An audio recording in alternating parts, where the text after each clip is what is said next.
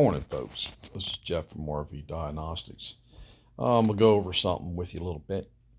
Talking about the electrical fireplaces. I've also found in the past that a lot of the receptacles that they're plugged into are the thin wall design type. They're pressed in, the wires, they come loose and get heated because you're drawing a lot of amps. The other one is too, a lot of you get an E1 era. And that is like voltage dropping out. All right. So you might have receptacles that are daisy chained. That's one after the other, like three of them on that 120 line. Okay. So you might have something else operating on there too. So be careful. I would try to make sure if you do have the daisy chained ones,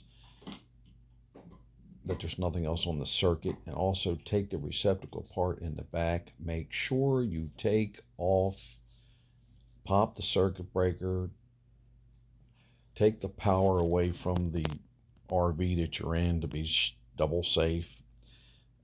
If you have a multimeter, you can measure it, but be careful if you don't have power. It's because the wire might have fell out. So I would go back to the circuit breaker that feeds it and pop it, and then I would check it again with a multimeter just to be safe. So hopefully you understood.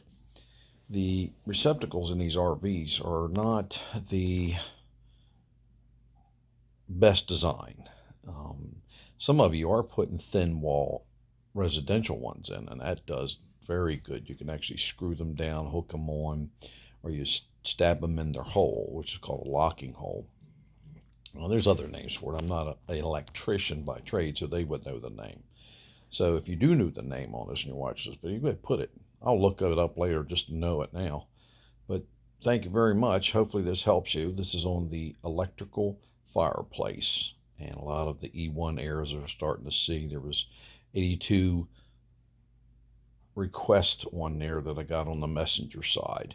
So thank you very much for watching the video. There's 4 ways you can get a hold of me. One is on the Facebook page. Just message me. Also, you can go to the search option. All right, and I'm going to go over that. I'm going to make a video on that right now. The second way to get a hold of me is on the YouTube channel. Excuse me. Which you're watching right now. It's RV Diagnostics YouTube channel. Third way to get a hold of me is at my garage. I'm in Delaware, Seaford, 19973. If you want to get a hold of me, you're traveling through, you can message me on Facebook Messenger. I'm not going to get my telephone number out over this because I did that one time and man, I had too much work.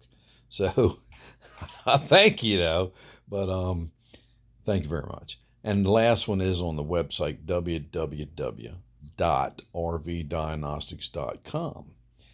And what that is a one-on-one with me. There's only one membership. It's like something like $7.20 a month, but you have to buy a year up front.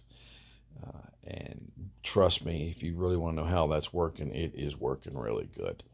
You go to the Facebook page, RV Diagnostics and Troubleshooting, and you will see on top a section called the announcement section. There's a lot of satisfied members in there. And matter of fact, they're learning so much that they use me less and less. So I kind of put myself out of business, but it's not really a business anymore. It's just helping people. I make a little bit of money off of it to pay for the toys I got to buy to make it work. Like I'm putting up a cell phone amplifier tower on my garage.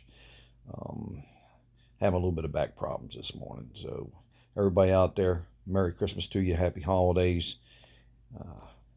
Thank you again for watching RV Diagnostics YouTube channel.